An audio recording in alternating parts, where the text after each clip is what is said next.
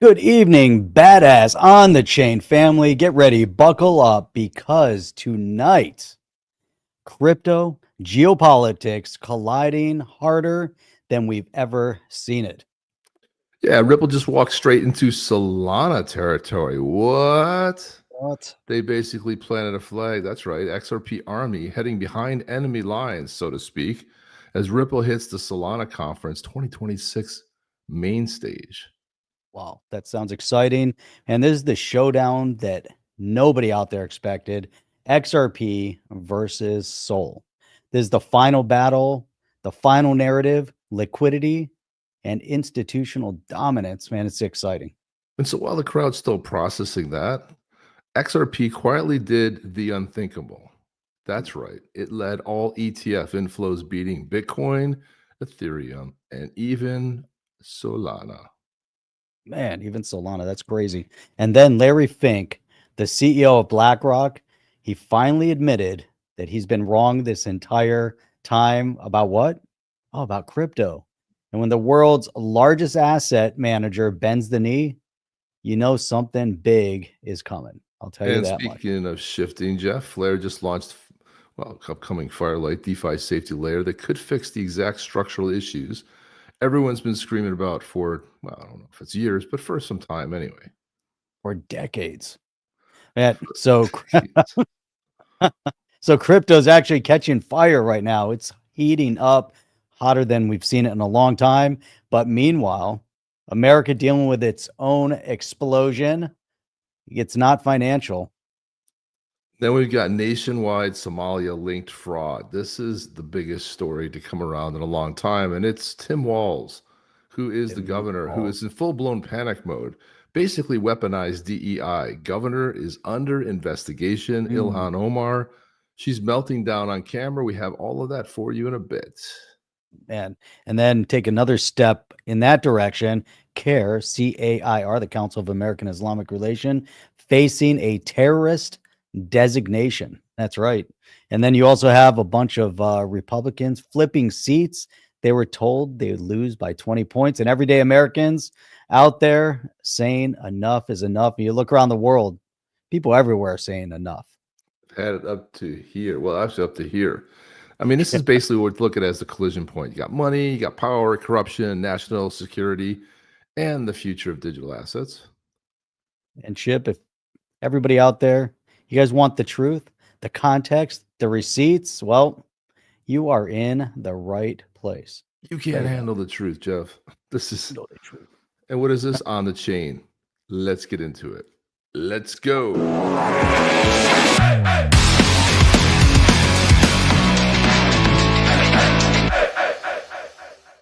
Hey, everybody. Hey, everybody. Where is everybody?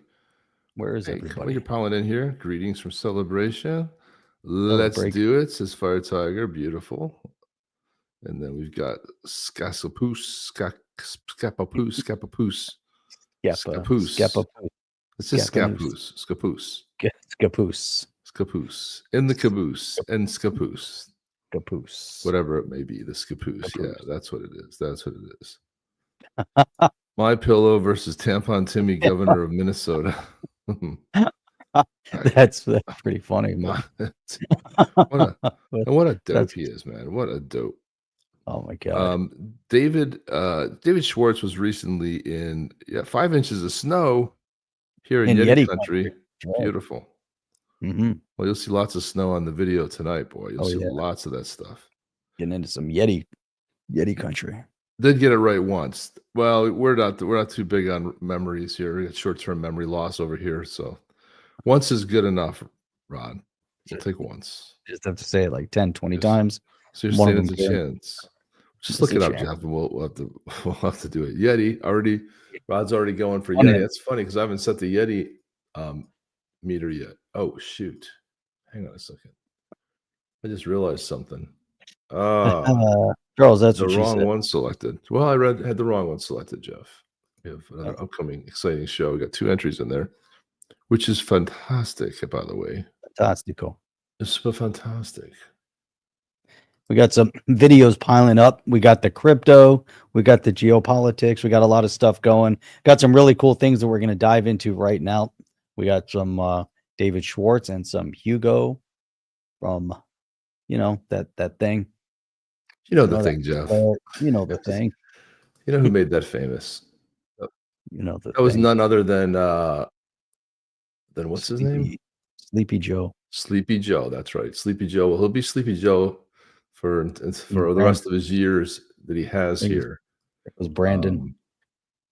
Sleepy Joe. Someone's saying that someone's messaging me saying that it's not available. It's for some reason it's not streaming on X or something. So I got a screenshot sent to me and it says it's not. I don't know if you guys are experiencing that. Anybody on X right there? Okay. All right. We're good. We're back on. I thought there was some weird thing going on, but no, I think everything's okay. Sometimes you got to read.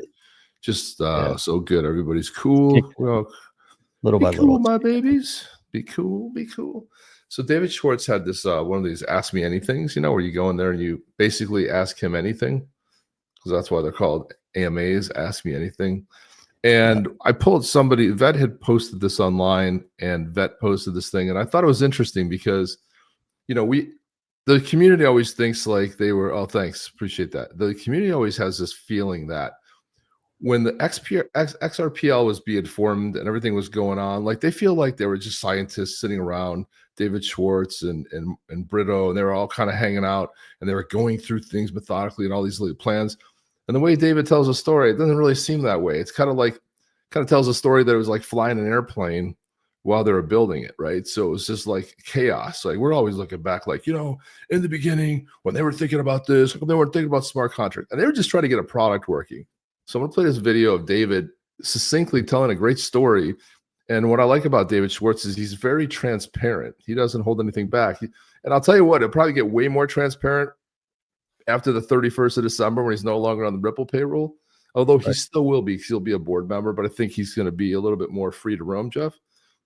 But yeah, as a board member, I think he's not an employee. Let's tell the story, guys, and we'll get your thoughts on the way back. Time, the least of my thoughts was how will this hold up over the next decade, right? Because like at the time, it was like you jumped out of an airplane with hoping you have everything you need to make a parachute, because like you have a certain amount of time, you have very little money. You have only so much credibility. You only have an office for another, 2 months. And we had to get things working. And half the time we would build things and throw them out because they weren't the right thing. So you don't want to build something fantastically. And they're like, oh, actually, we should have built this other thing, throw that out. And you spent 12 hours perfecting it. And if you look at the early the GitHub repository is public. You can look at the early stages where like Arthur and I committed multiple times a day. And we were basically using the GitHub like email.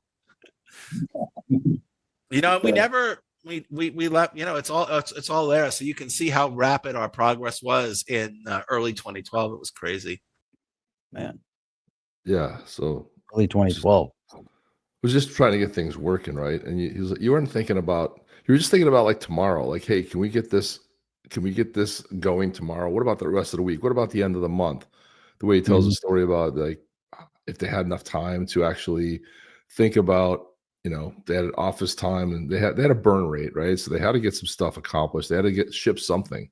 So, but everybody always has these like grand ideas about, well, they were doing this, like they spent years putting this together. This was built pretty quick, right? And a lot of time and thoughts went into it, but it was very live from his parents' basement. No, that's not that. That's I think that's a fake background. I don't think David's sitting in a bedroom somewhere.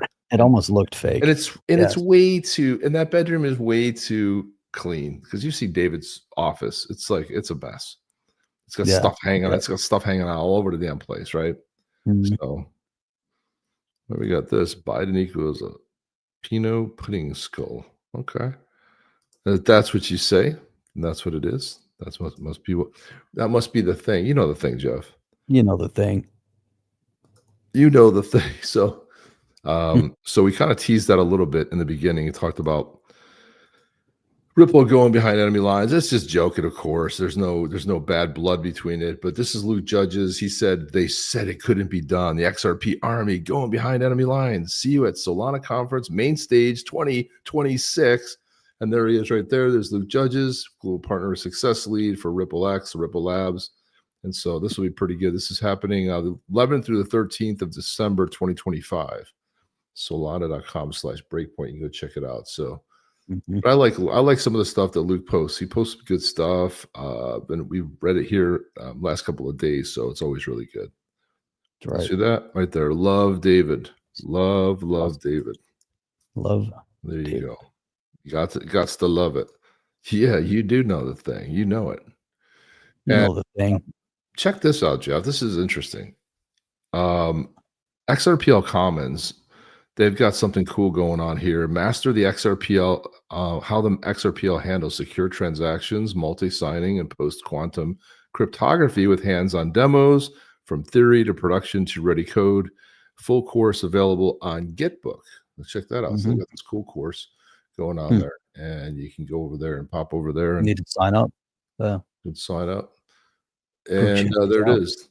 There's all the topics. There's the it's a lot of stuff going on there. Look at all that. A lot of topics to cover. A lot of modules, a lot of stuff, and then just take a quiz. I will fail it terribly. Knowledge check. Here you are. But anyway, that's kind of cool. Putting that knowledge out there, I think. I like how we're starting to see that pick up. Definitely needed. There's a lot of questions out there that people definitely have. Quick plug for next week. Michael Carbonara, Restoring America's Freedom and Prosperity, running for U.S. House of Reps, Florida District 25th District candidate, Republican, right here on the chain, is going to be joining us next week, next Wednesday, December 10th, 8 p.m. Eastern Standard Time. So make sure you guys are here for that. You're going to be super exciting to have him on. A lot of things to talk about. He's crypto. He is financial. He is now politics. That's new for him. Great background. And we're going to get into how he also has been self-funding his campaign. The guy's got a massive net worth, built some amazing companies up. And so now he's bringing all that knowledge. He's bringing that success to run against Debbie Wasserman Schultz in District 25 here in South Florida. So super exciting to have him on next week. That'll be December 10th. So 1 week from tonight, actually, Jeff. So that'll be pretty, it's gonna be pretty good. And you know, what's so funny is like Debbie Wasserman Schultz, before she won all that scandal, they kind of like piped down. Not if you're Elizabeth Warren, like you just get louder and more obnoxious. But more obnoxious. Debbie Blabbermouth Schultz, my God, please unseat her. She's an annoying creature, my God. She's in your district, isn't she? Yes. Yes, you say that.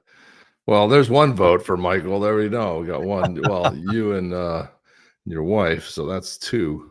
And I mean, it's so funny to watch Miami start turning red, and then you've got Fort Lauderdale. It's like the old, just Broward, just the wreck still. Broward just isn't there yet. Palm Beach County's the same way. It's ridiculous, Jeff. They're just not there yet. They're coming along. Takes a lot. Need more crypto. That's what it's all about. So yeah, more people angry about crypto. Well, we talked a little bit about this. ETF flows, Bitcoin, Solana, and XRP spot ETFs saw in net inflows. This is on December 2nd. So while ETH spot and ETF saw net outflows. So if you look at this, Ethereum saw a negative 9.9 million outflow, going away. Yeah, inflows into $58 million of Bitcoin. Solana had 45 million. And look at XRP. XRP had 67.7 million inflows. And Ethereum was the only one that really got hit on the negative side. So I don't know if people are just jumping ship, just started selling. I don't know what the thing was. Obviously, markets and not in great shape. So there's that. There's that bit of it. Already, man, we just started the show. You can't be rigged already. The excitement of it all. Yeah, so that's interesting to see what's going on there. Also, too, I was going to play this little bit by Hugo right here about Firelight here. Is looking to ensure protocols that have already hundreds of billions of dollars in them. You know, these are blue chip protocols that people already trust with hundreds of billions. And the Firelight protocol is being built with the idea that if it's successful, you know, it leads to hundreds, if not trillions, more capital coming on chain. And one can imagine what that means for Firelight itself. It means success is what it means. I mean, it'd be huge. Yeah, I mean, you're talking about DeFi, just like putting, XRP on the map itself, which is just fantastic all the way around. Yeah, all the way around. All the way. Any way you can think of it. Oh, hang on a second. I was trying to get rid of that puppy. I was trying to get rid of that for some reason. Well, that's all we have for crypto. That's it. Play the video, Jeff. It's a short fit. It's not a lot going on in crypto right now, but we got plenty of geopolitics to talk about. And this is where everything collides, because, if you're passionate about crypto, passionate about building, want to see the future, want DeFi, well, DeFi just isn't money. DeFi is also politics, right? We need some decentralization. We need to pull away from the centralized control of everything. In this country, Trump has had multiple big announcements, and he's committed, and it looks like he can get close to making this happen, and that's removing income tax.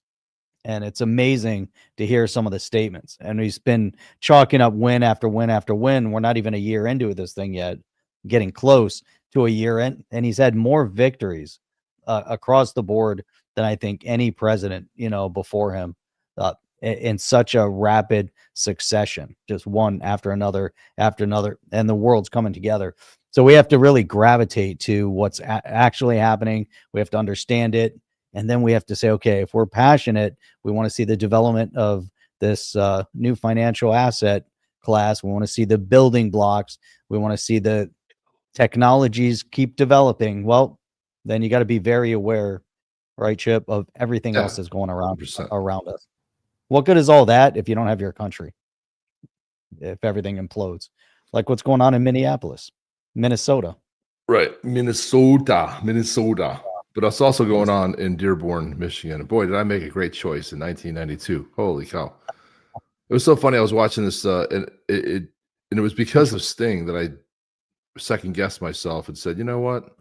He's got a good point. It was just this one, and I happened to watch this really good Sting interview about a real deep dive on his music, lyrics, a guy that really knows his stuff inside and out. And he was kind of like blown away, like, I'm going to have to go back and revisit that. Or he's like, he had to really think about some stuff. But I always like a good artist interview when people are very familiar on a real heavy, granular level.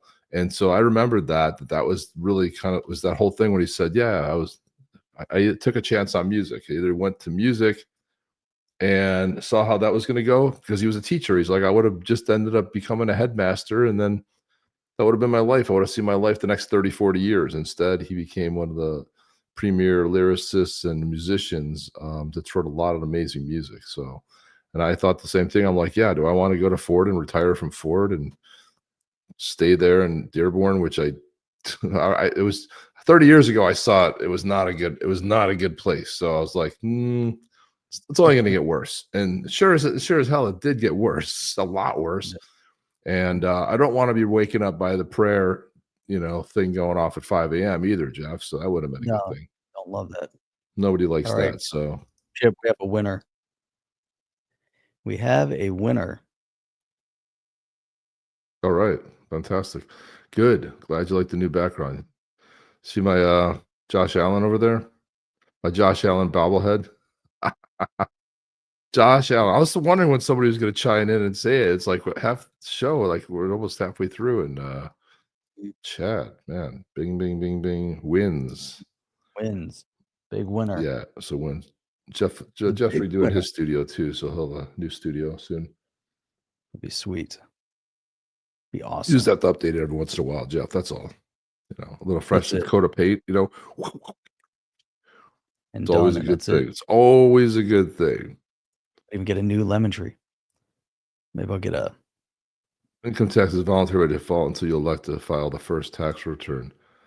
The whole thing is really, against the founders' wishes. It was never intended. The Federal Reserve, all this stuff. It's like wishing all this stuff into being. It's like just somebody take it to the Supreme Court and just render the Fed.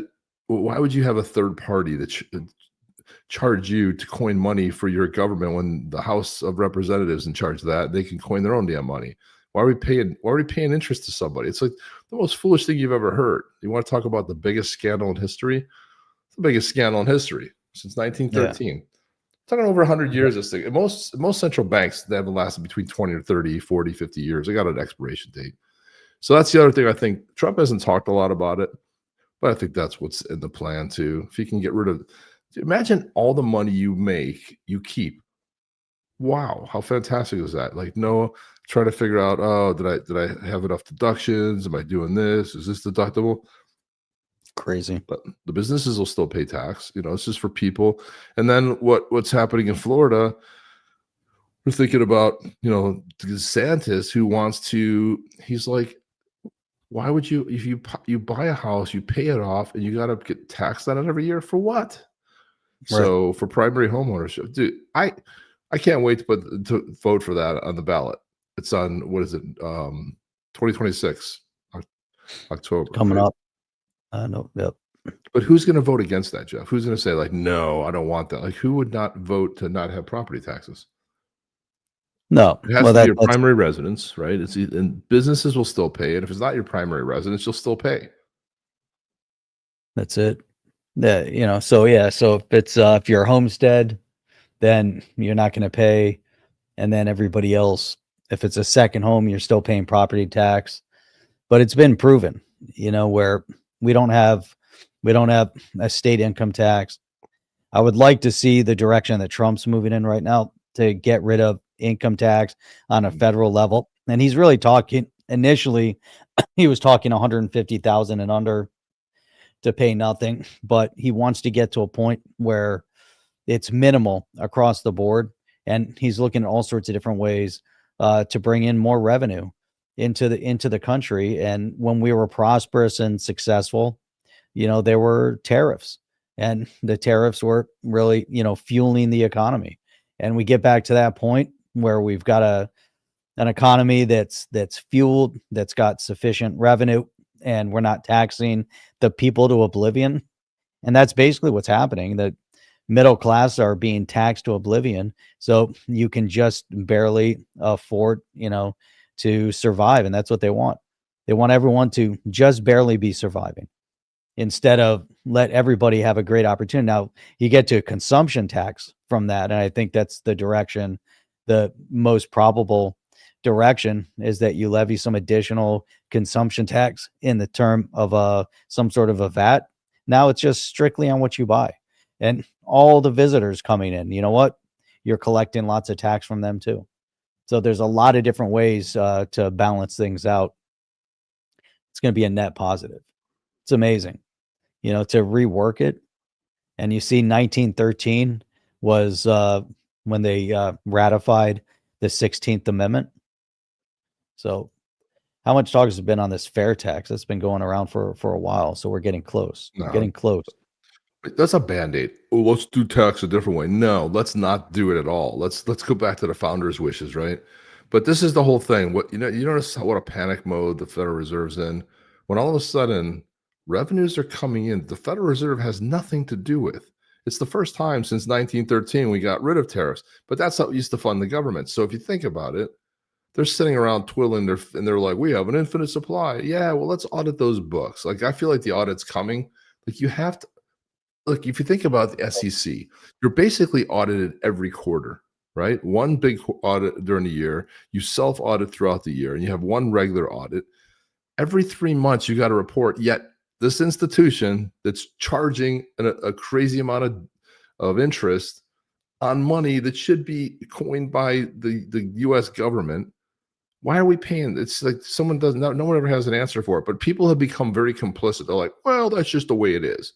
No, that's not that's just the way it is. It's if you get rid of the Federal Reserve and you if you're able to, in a way, to pay down a good portion of that debt, man, life gets really good for a lot of people very quickly. Mhm. It's going to be a whole different sort of thing. Here's Larry Fink. Now, Larry Fink was the guy, Jeff, that swore up and down that anybody in his organization, I guess his kid was buying Bitcoin, you're going to be fired and you know. In the background, they were buying it. They were hating on Bitcoin. They go down, they buy a bunch and go up. He's not really fooling anybody, but I like that he had to go public with being what a dumbass he is. Here he is. Called crypto an index for money laundering. BlackRock and thieves.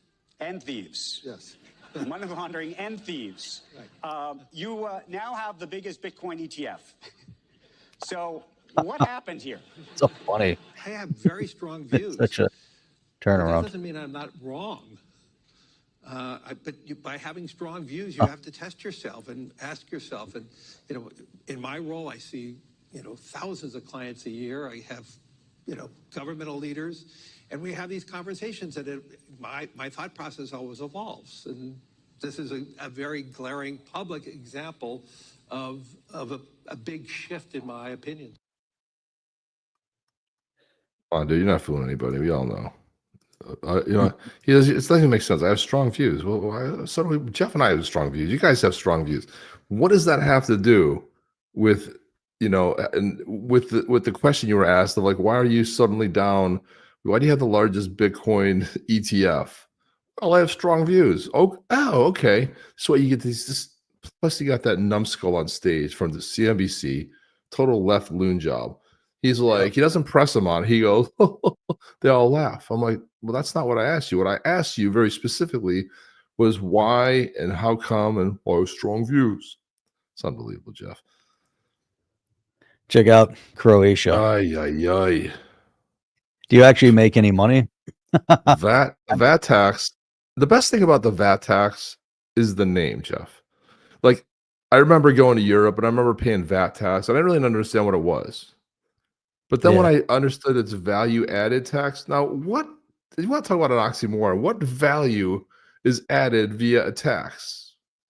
So you have a 25, so in Croatia, it's 25% value added tax. The income tax is 35%. Free health insurance is 16.5% of your income. Your pension is 15% plus 5%. City tax at 18.5% of income tax. I love how you phrased that. Free insurance. Yeah. Well, ask how much. This is what happens. Yeah, it's free. I like it when I pay for it because I go pay and see a doctor when I need to see a doctor. That's what I like, especially if you're on a cash plan, you see it right away. You don't have to even worry about it. There's no, I'm going to get in line. I mean, we used to see this up in when I was, I still have family up in New York, and all the Canadians come down because sure, they got it's free. They get on a wait list and it's 9 months. So like, the guy has lung cancer, so they come down and have chemo. It's cheaper to buy it across the border than to sit there and wait in line, Jeff. Well, it's like everywhere else. Those that rely on the socialist medicine are sick. Those that can actually afford healthcare pay for it. I mean, that's country to country is like that.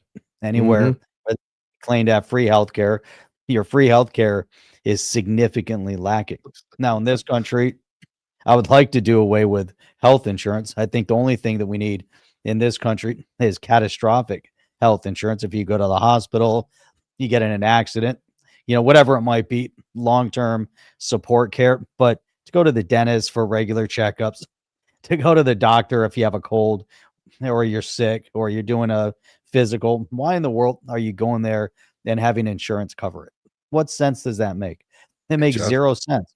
Let them be. Why isn't the medical industry and the sick care industry, why aren't they in the free market? Why are they excluded from the free market? It makes no sense whatsoever. Then there's no regulation on many of these providers to then actually provide good quality service and know what they're doing. And, you think about the pharmaceuticals that they distribute and disseminate. Are those pharmaceuticals that they're pumping into people that are advertised all over TV? Do they have your best interest at heart? Or is it the next, pharmaceutical rep that came through and said, hey, look at this, shiny toy, here, start sending these, giving these to people. Just get rid of insurance. homeowners insurance, car insurance. It's catastrophic insurance. That's it. That's the only thing we need. We don't need all this other ancillary noise. And that all it is a transfer of wealth.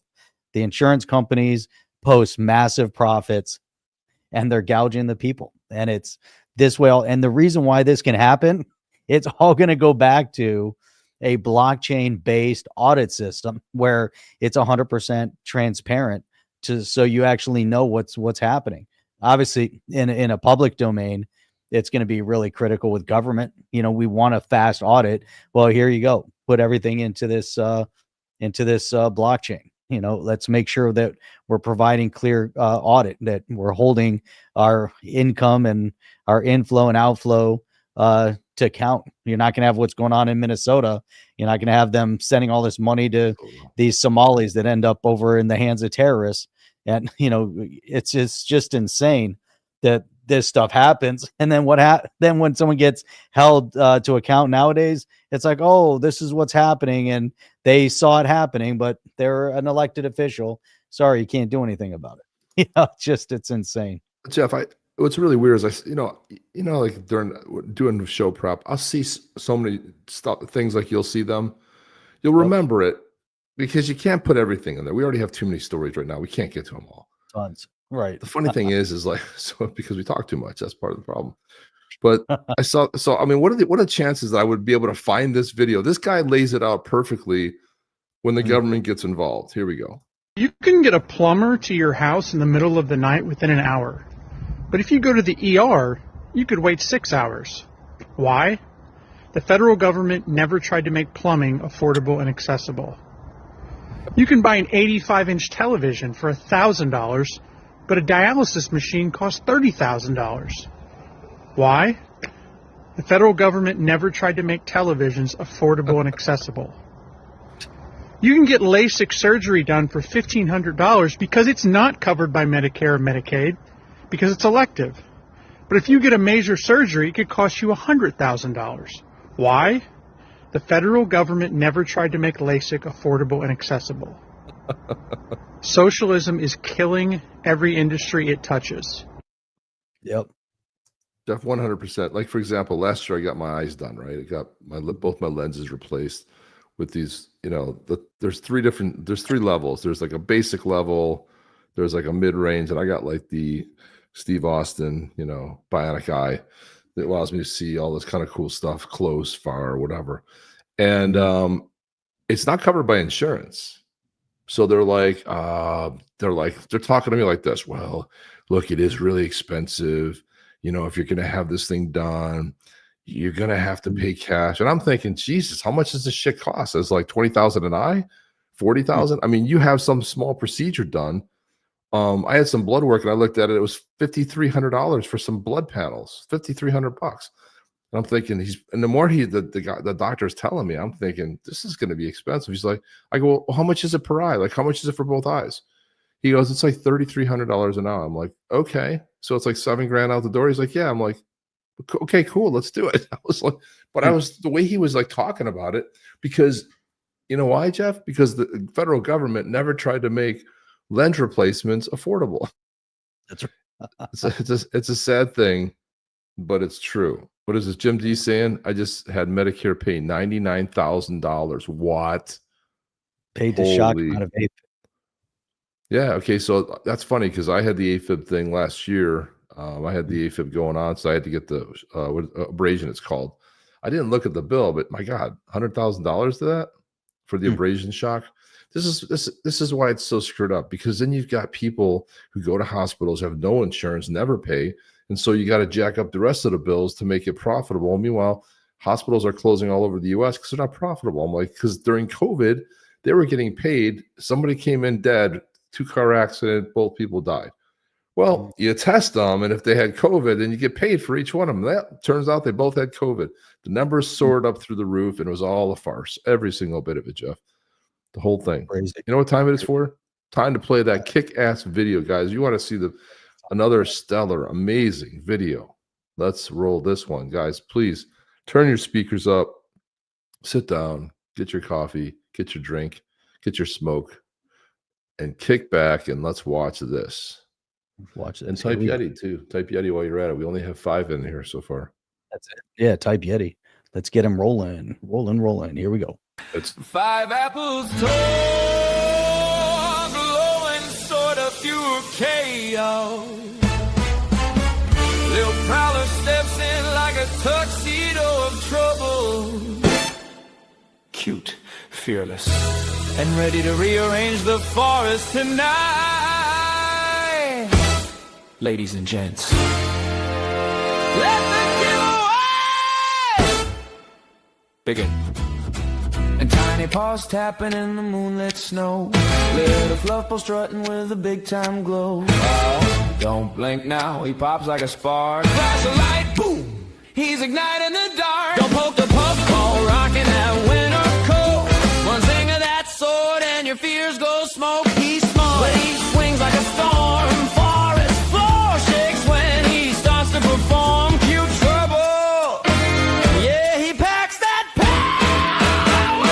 Little Prowler's fur coat flying, let's roll. Prowler's sword lit up like a Broadway show. Little Prowler's QB's breaking all the rules.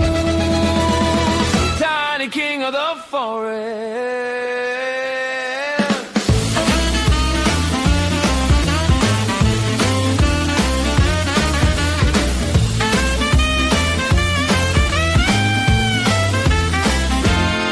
Strapped in armor, looking plush, not mean. Cupcake face with a gangster lean. One sip of a Desiree coffee, pow, reload. Now he's jitterbugged up on the hero road. It'll me freeze when he's toddling through. He's cute, but he reboot your whole day too.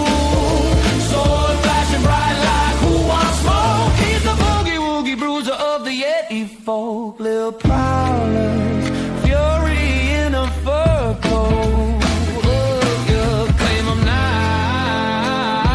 Before he claims you. Badass Yeti, badassery. On the chain is on the chain. Right here brought to you by badasserycoffee.com.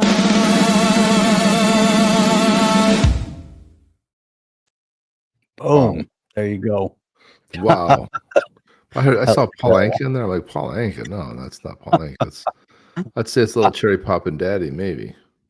Yeah, exactly. There's a little bit of cherry pop and dowdy in there. Yeah, a little bit of that. A little bit of some Cat. Stray Cat. Stray Cats. I'm a ladies guy. Man. Yeah, that was pretty solid, man. So we got 8 Yetis in there. 8 in the drawing. Hey, that's it. 2 win. Harry Connick, maybe a little Harry Connick. There you go. Yeah. Royal Crown Review, which was my favorite out of the 90s of those type of bands. It's another Royal one. Crown Yeah. Review is amazing. And let's see. So let's go to Rubio, man. Great stuff with Rubio. People think JD is going to be the nominee. I'm like, Rubio's crushing skulls, like in eating this shit for breakfast. I mean, the guy's like, I don't know what JD's doing. JD's a good dude, but he's kind of like half asleep half the time. The thing is Rubio's got a little fire in his belly, maybe because Trump used to call him Lil Marco all the time. But he's got some fire. He's got some fire in the belly.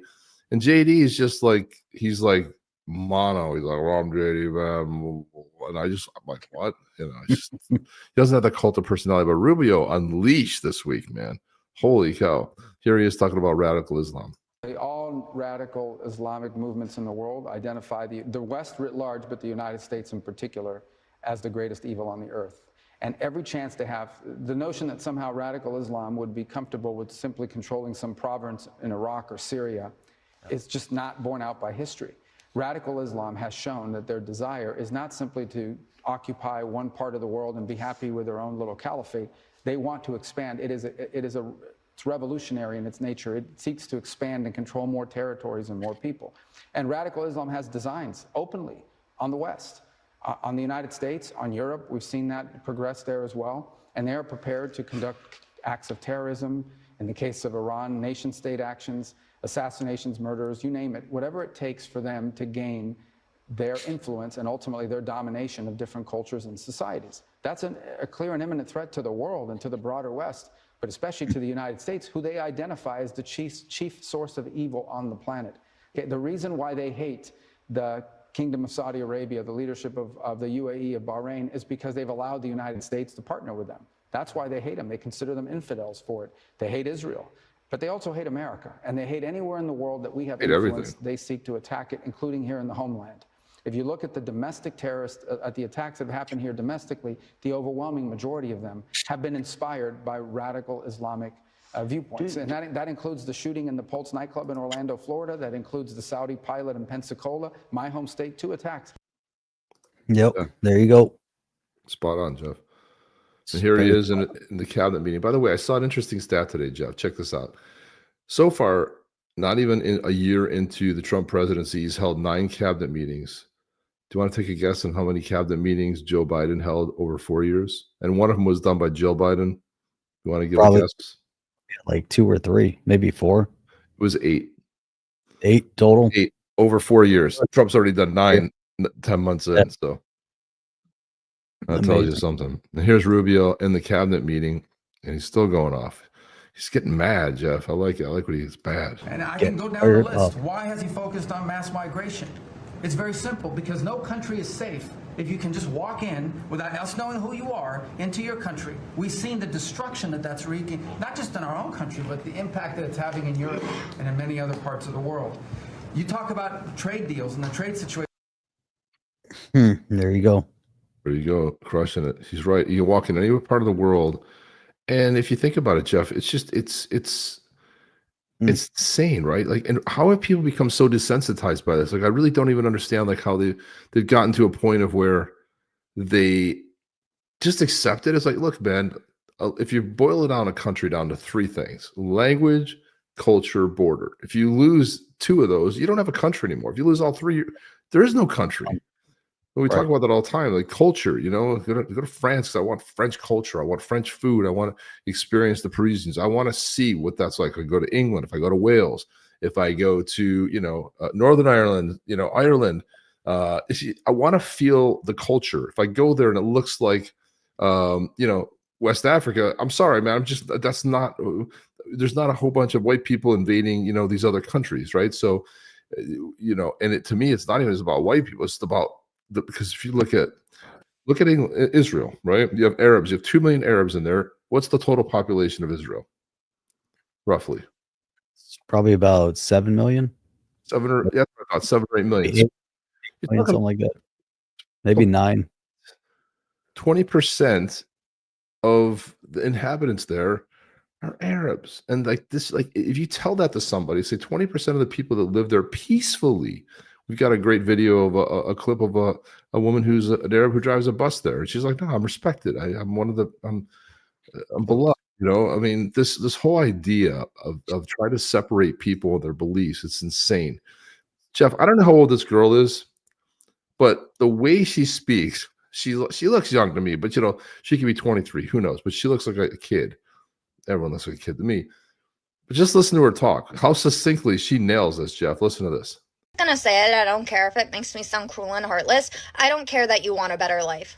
Sorry, do you know how many people are out there right now with horrifically depressing sob stories, and yet they don't get exemptions from our laws? So why should you? There are American citizens sitting behind bars right now because they broke our law, and I'm sure I could find you some gut-wrenching videos of them being separated from their family, of their children screaming and crying that they don't want their parent taken away from them, and yet they were, because you do the crime, you do the time. And the reasonable expectation when you come into a country illegally is to be deported.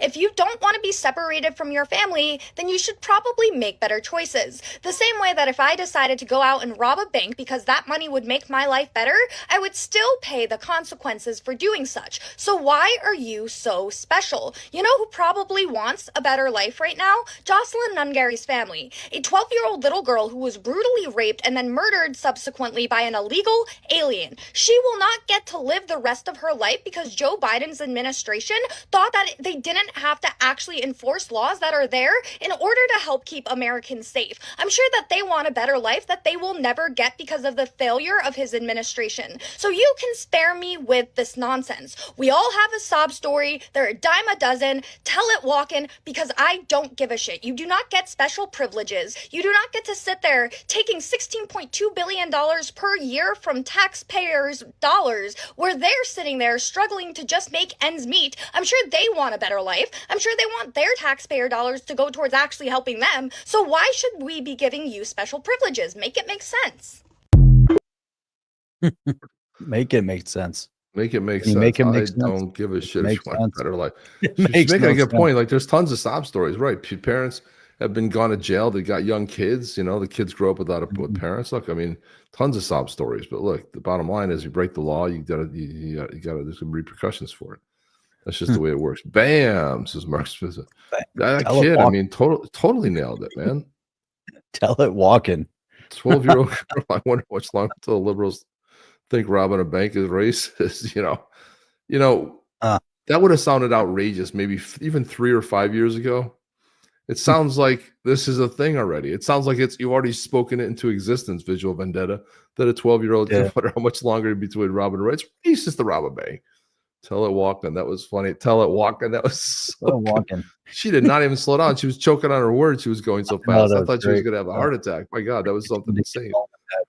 That little segment. Yeah, I was on fire. I was like pure hellfire right there.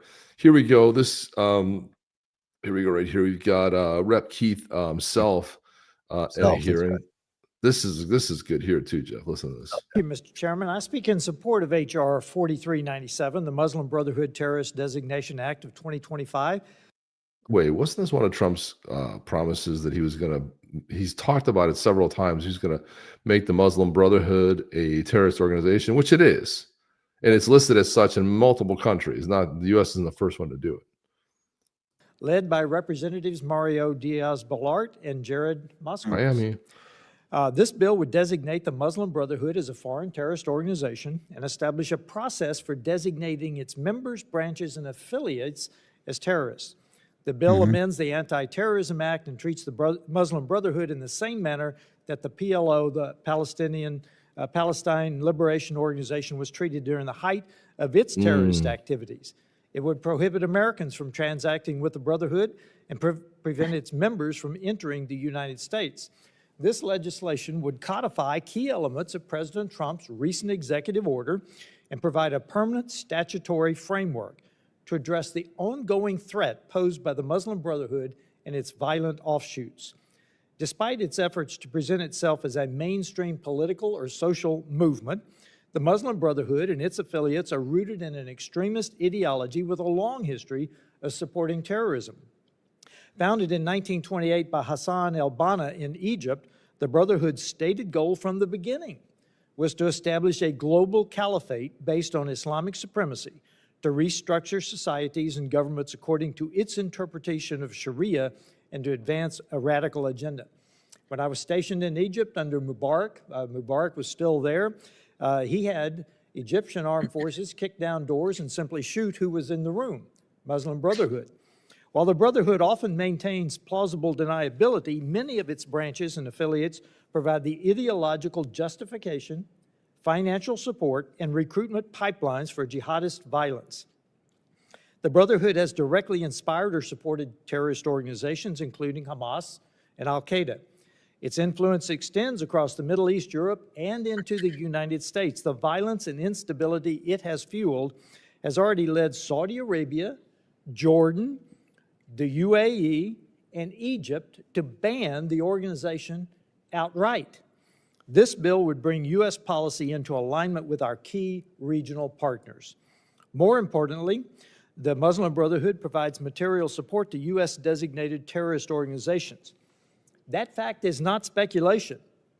It is documented in the Brotherhood's own internal strategy papers, including the 1991 explanatory memorandum on the general strategic goal for the group in North America, a document that was seized by the FBI in 2004 and admitted as evidence in the Holy Land Foundation terrorism financing trial. That document, written by a senior Muslim Brotherhood leader in the United States, explicitly describes the Brotherhood's work here as a kind of, and I quote, kind of grand jihad in eliminating and destroying the Western civilization from within and sabotaging its miserable house so that Islam is made victorious over all other religions and civilizations. It lists dozens of Brotherhood front organizations operating in the United States and outlines a long-term plan to infiltrate and undermine American institutions through a, quote, civilization jihadist process. That's the Muslim Brotherhood's own description of its mission on American soil, in its own words, recovered by our law enforcement. The threat that this violent Sharia extremist group opposes to America is clear. The evidence is overwhelming, and the time to act is now. Designating the Muslim Brotherhood as a terrorist organization is long overdue, and I urge my colleagues to support H.R. 4397, and I yield back. And Chip, taking that one step further, you've got Governor Greg Abbott has formally requested that Treasury Secretary Bassant revoke the tax-exempt status of CAIR, the Council of American Islamic Relations.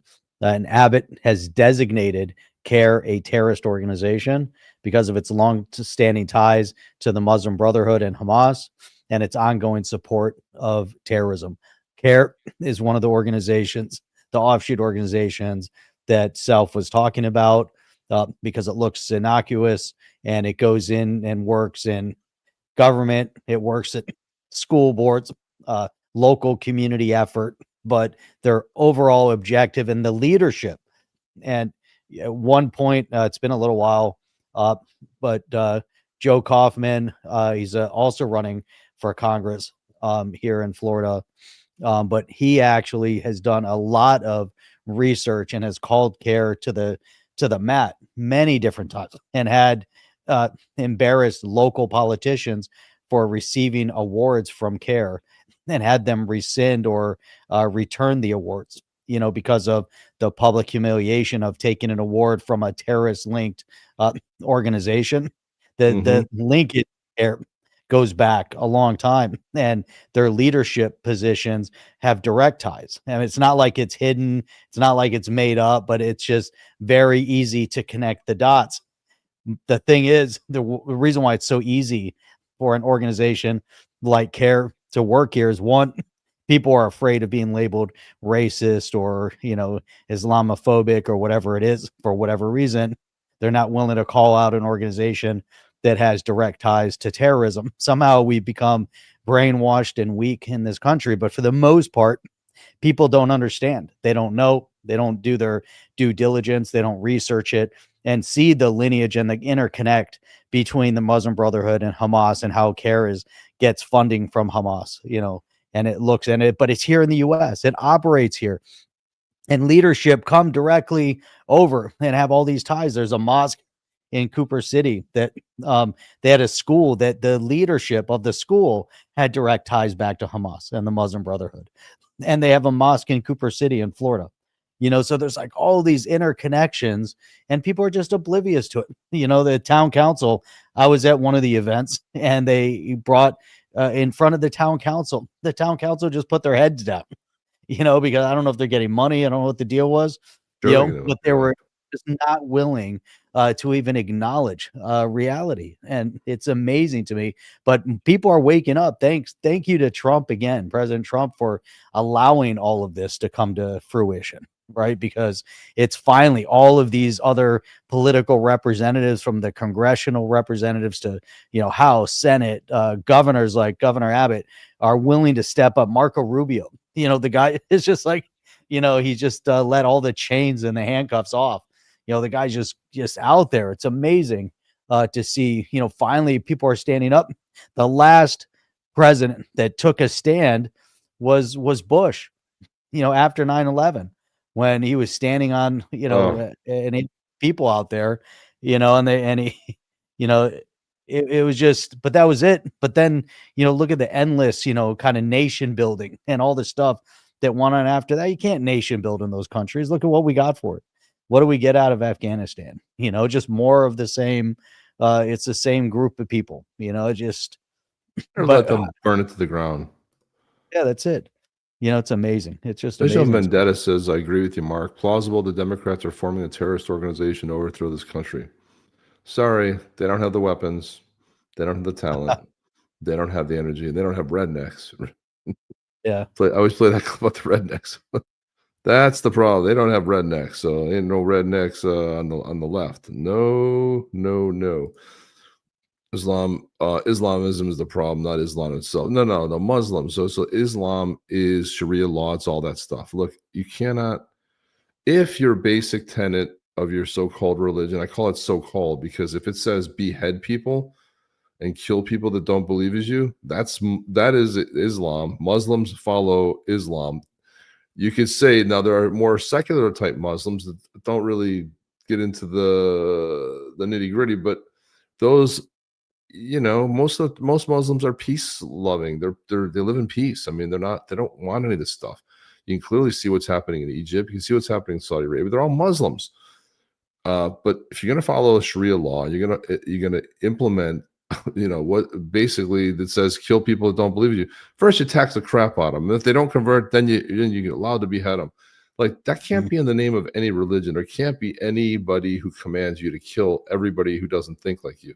Sorry, I have a big problem with that. The truth is, the moderate Muslims do not talk against them. That's because they'll get beheaded. The same goes for the Muslims who talk over it. If you're a Muslim, you stand up and say this is wrong, you're done, and they know it because that's a free pass to kill. Especially if you live in one of these, third world, Muslim countries. That's basically a pass where you're going to get slammed. Sir John says every old Islamic city has Jewish quarter attached to the royal quarter. Never problems until radicalization. Of course. Mm-hmm.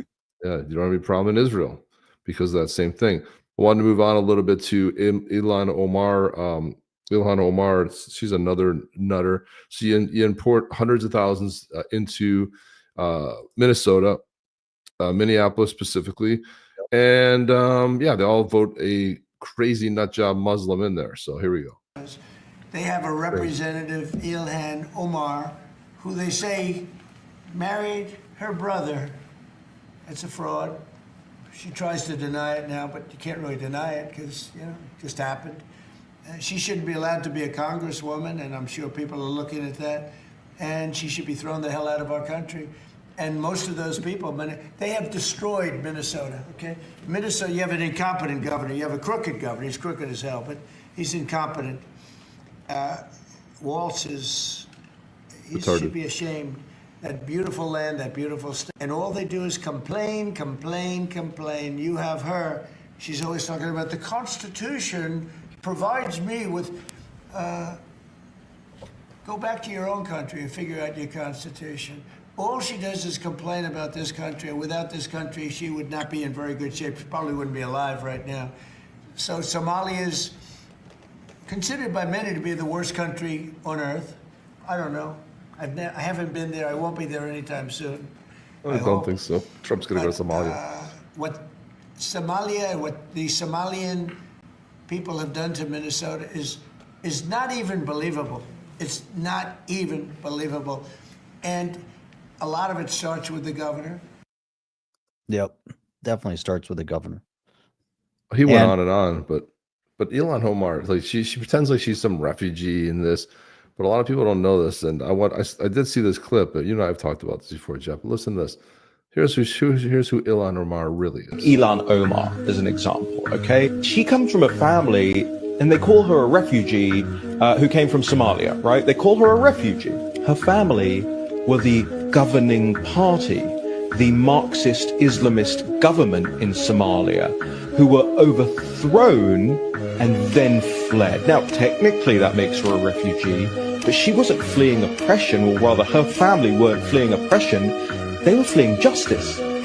They were fleeing their own people, holding them to account for the dictatorship that they had established. So you have people like the Omar family, and what do? Do they come to America and see America and go, okay, this is pretty cool. They're not oppressing each other. Let's be part of this. No, they go, hey, how can we oppress them? You know, how can we bring Marxism to America? That's the thought process. And it may be a passive thought process, but it's the thought process. It's the exact thought process. All purposeful. Nothing by accident. Oh yeah. all purposeful. 100%. 100%. So here we go. Here's listen, I just love all the videos that pop up on my feed. Check this out. Amazing. 70,000, 80,000 Somalis sent to Minnesota so they could vote in Ilhan Omar. That's how it was set up. Do you know that they are inbred so much that their IQ is between 60 and 80? If y'all don't get y'all fraudulent, scamming, cross-eyed, big four-headed, incestual asses up out of here. We know you married your brother. Take y'all illegal scamming asses on. Get out. I'm on my way to Minnesota. I'm on my way to ask you questions. You didn't want to say nothing to the white boy that was asking. You wanted to threaten the white boy, but I bet you won't threaten me. I bet you won't tell me to get the fuck on. I bet I won't. Let's go to Minnesota. Let me call my brother and my best friend, and let's start a TV show. Let's go around to all these damn places and figure out what the fuck is going on. I'm already in Dearborn. Let's start there first. Those motherfuckers need to go to. Laying it down. I detected some anger there, Jeff. Oh my God, that's so awesome.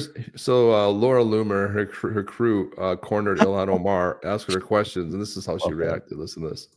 Woman, do you agree with President Trump's assumption that you married your brother to get citizenship? Have you begun packing your bags for Somalia yet, Congresswoman Omar? Not going anywhere. So you're not? No, don't waste your energy on me. Do you have a message for President Trump? I will be here probably longer than Trump. Wait, do you have a message for President Trump? I'm like a quarter of his age.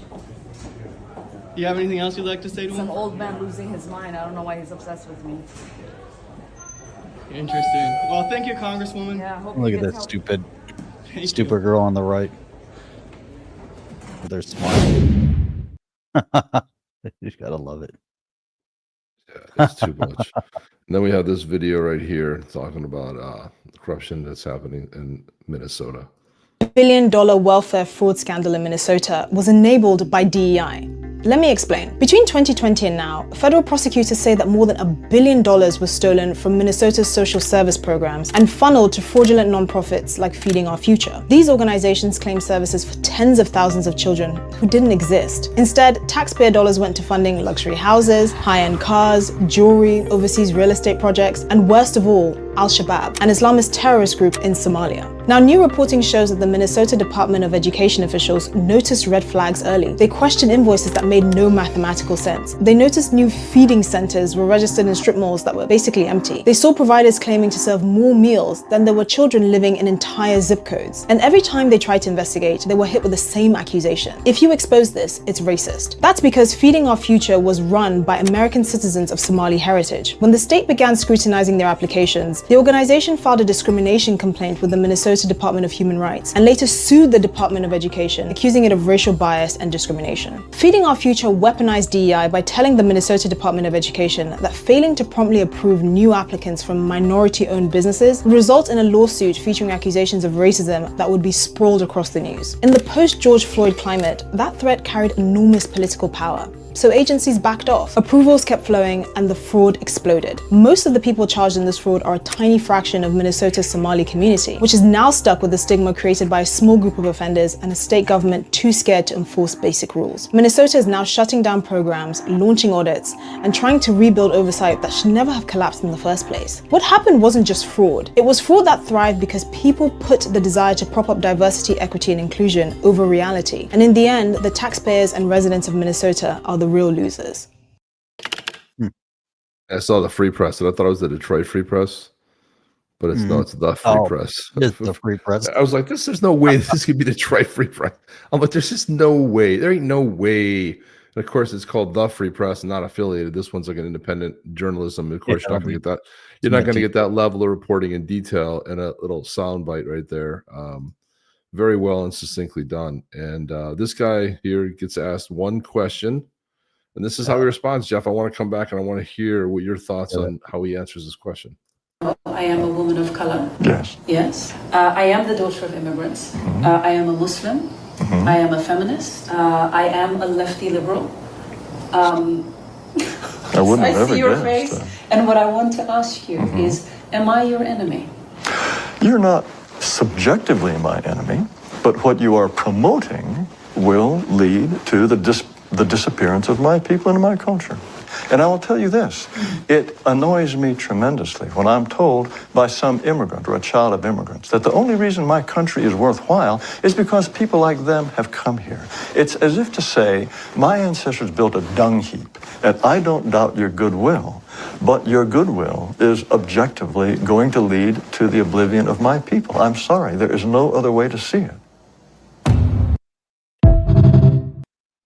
Thoughts, Jeff?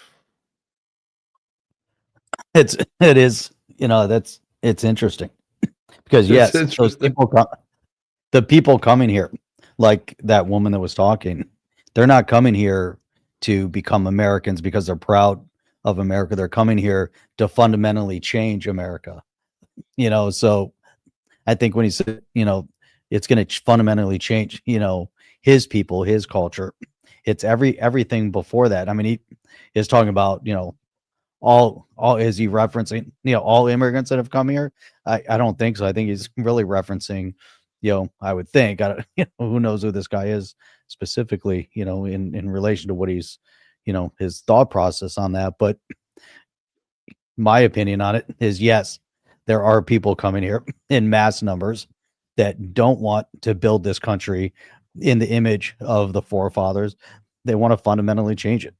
Ilhan Omar is coming here because they want to radicalize it into some Islamic caliphate.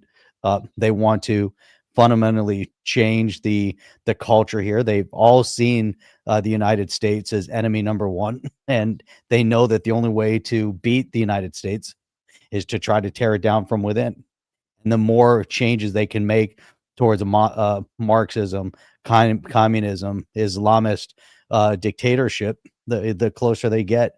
And so they're seeding the country all around, trying to bring collapse in different regions. And so, yes, 100% that woman is an enemy of this state, of this country, because they're not here again to build it up. They're exactly, they're coming here to tear it down. So what are your thoughts on that? That's how I analyze it.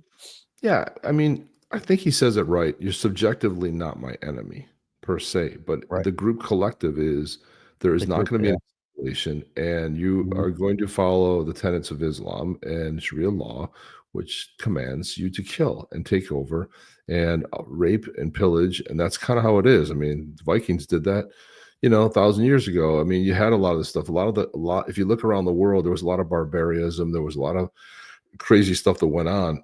Well, it hasn't changed in third world countries. They want to bring that here. And nobody wants it. They don't want it in Europe. They don't want it here.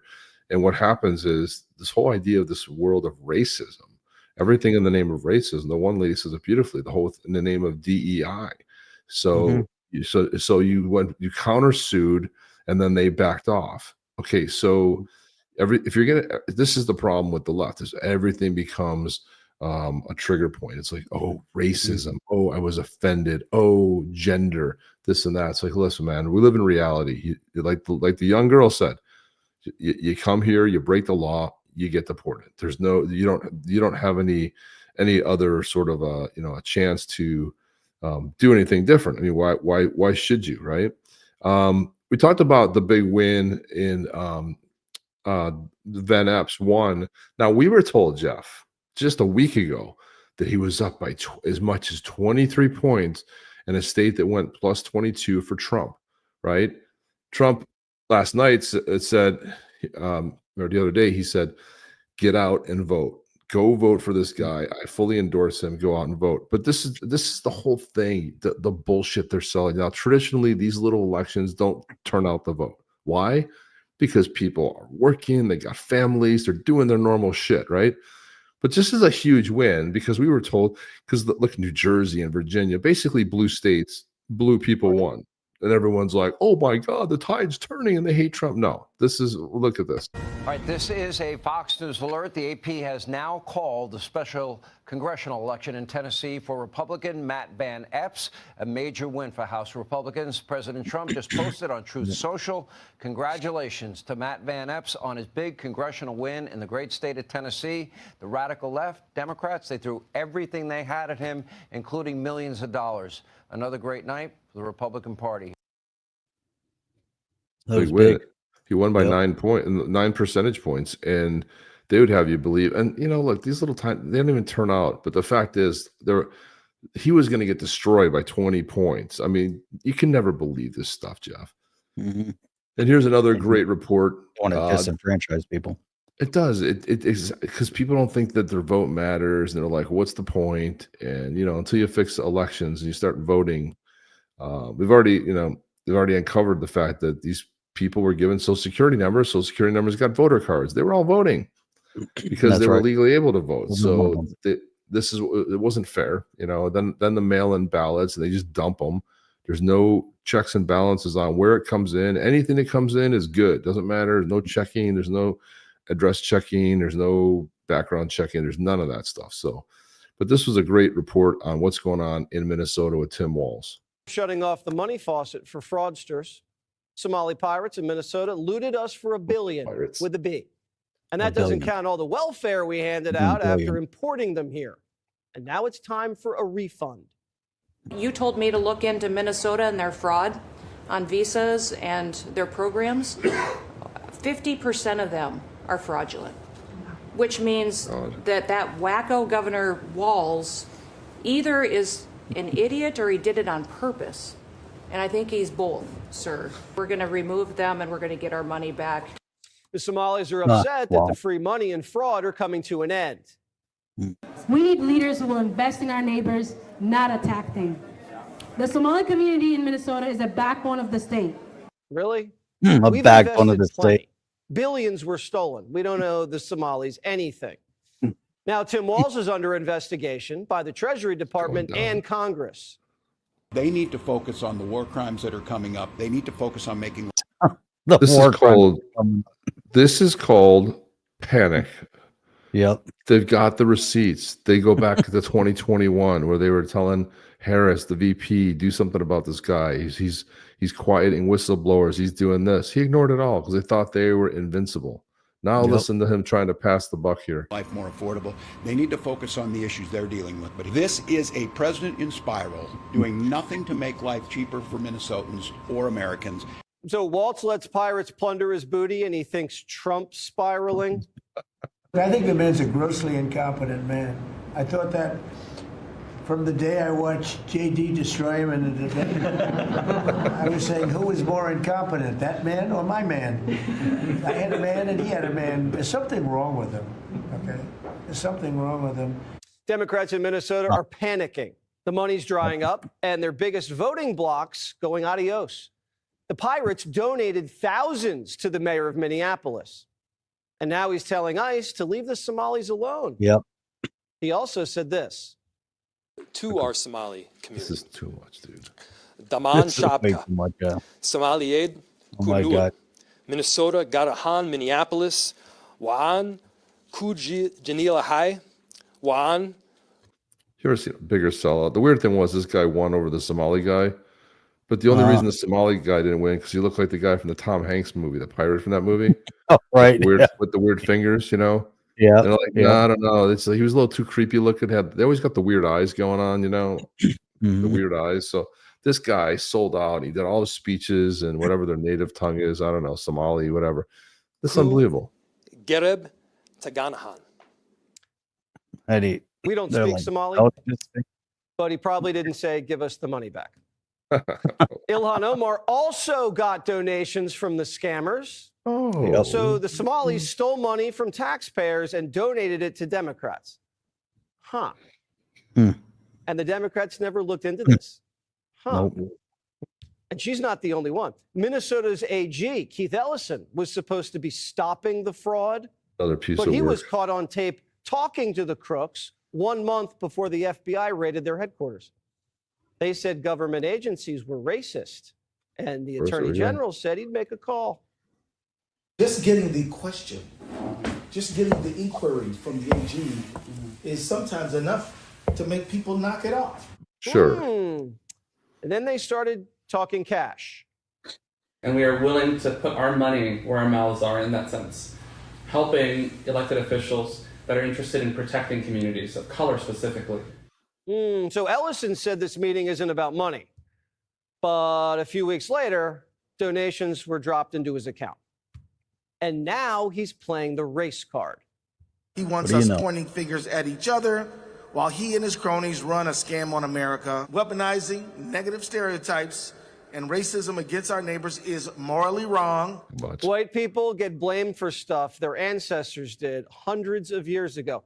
But you're not allowed to punish Somalis for ripping us off today? If we're so bad, why is everybody trying to come here? Right, Maybe it's exactly. because their country's not so great. Ask the Somalis. I don't want them in our country, I'll be honest with you, okay? Somebody will say, oh, that's not politically correct. I don't care. I don't want them in our country. Their country's no good for a reason. Their country stinks. These aren't people that work. These aren't people that say, let's go, come on, let's make this place great. These are people that do nothing but complain. They complain. And from where they came from, they got nothing. You know, they came from paradise, and they said, this isn't paradise. But when they come from hell, and they complain, and do nothing but bitch, we don't want them in our country. Let them go back to where they came from and fix it. Unbelievable, Jeff. It's amazing. It really is. GDP is like 12 billion a year, not even. Wait, where? In Somalia. I'm Their surprised. for 2024 was 11.97 billion. What's the population? With $737 per capita. So the total population of Somalia is 18 million. Wow. 19 million now. We had like our smallest state does more than that. Yeah. It's incredible, Jeff. To put that in perspective. Look up Rhode Island. What's the GDP of Rhode Island? So I think that's one of the smallest states, isn't it? Yeah. Very small. The GDP of Rhode Island is 65 billion. Rhode Island, it's like a sliver. It's so tiny. Yeah. You drive across it in an hour, it's insane. My brother used to live there. I used to go up and see him. It's time for that drawing, Jeff. Play that video one more time. Let's get ready to do this drawing. We only have 10 of them in here, so it's a good chance. 1 in 10. Smithson, get your Yeti in there. Get it in. Get your Yeti. Get your thought. Come on, dude. Put your Yeti in there, dude. Come on. Come on now. Come on, here we go. Here we go. 5 apples tall, glowing sort of pure chaos. Little prowler steps in like a tuxedo of trouble. Cute, fearless, and ready to rearrange the forest tonight. Ladies and gents, let the giveaway begin. And tiny paws tapping in the moonlit snow. Little fluff ball strutting with a big time glow. Oh, don't blink now, he pops like a spark. Flash a light, boom, he's igniting the dark. Don't poke the puffball, rocking that winter coat. One zing of that sword and your fears go smoke. He's smart, but he swings like a storm. Forest floor shakes when he starts to perform. Cute trouble, yeah, he packs that power. Little problems, fur coat flying, let's roll. Problems, sword lit up like a Broadway show. Little problems, QB's breaking all the rules. Tiny king of the forest.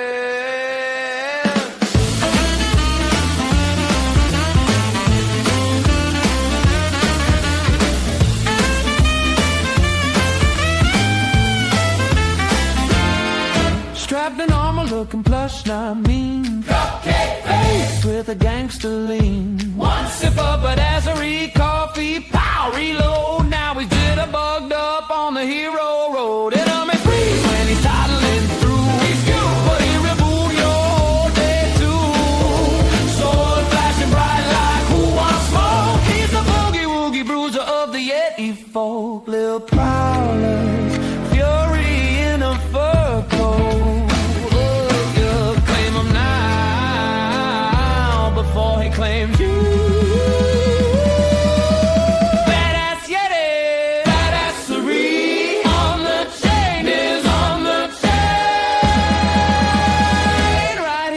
to you by badasserycoffee.com.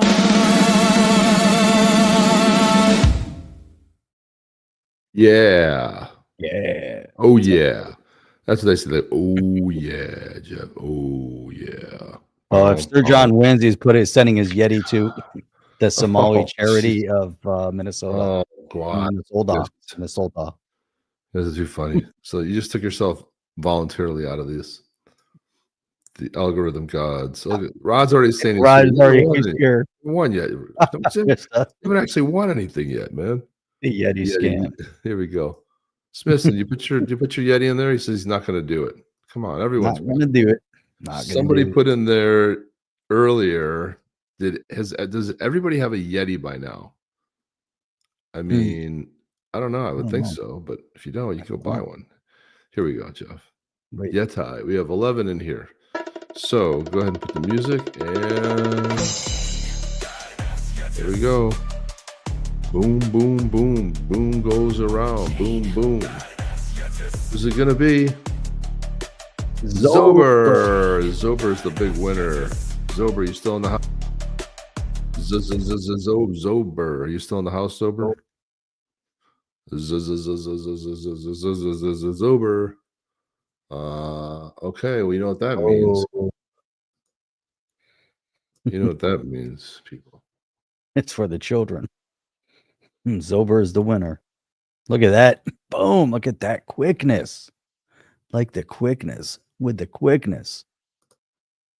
Man, it's fast. I got to go. Oh, I already had YouTube open. Hey, man, I am. Opus clip. I'm running the timer, Jeff. Nothing gets He already zero. did it. Oh, I already got it? He already posted his address. Just like that. Boom. He already sent it. Just like that. I love it, dude. I love it. No. I love it. Getting a badass Yeti. Badass Yeti number 742. This guy's kick ass. It's awesome, man. Congrats, Sober. Yes. Kick ass. Congrats. And check this out, Jeff. Look at this. This is great. Starting next week, 21 Democrat-controlled states will lose federal SNAP funding for refusing to comply with USDA anti-fraud data requirements. So they're complicit in knowing that they've been ripping it off. And they know that's their voting base.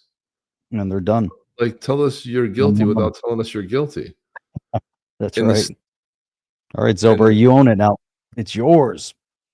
In the states that didn't comply, where are we now? I had to go turn that damn timer off. There. In the states that did not comply, they found 186,000 dead people, Social Security numbers being used. 186,000, Jeff. 500,000 people that received benefits more than twice. Wait, that's more than twice. That's crazy. That means 3 times. Multiple people received benefits in 6 states. 4 or 5 times. So people went there and filed in 6 different states. In February, for the first time ever, the federal government asked for all rates to be turned to their data to root out the fraud. 29 red states said yes. 21 blue states said no. California, Colorado, Connecticut, Delaware, Hawaii, Illinois, Maine, Maryland, Massachusetts, Michigan, Minnesota, Nevada, New Jersey, New Mexico, New York, Oregon, Pennsylvania, Rhode Island, Vermont, Virginia, and Washington. Amazing. Is that something, Jeff?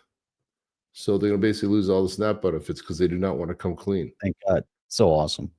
Yeah, and also you had 800,000 were removed from SNAP. 800,000 people, over 500,000 people that were getting it more than once.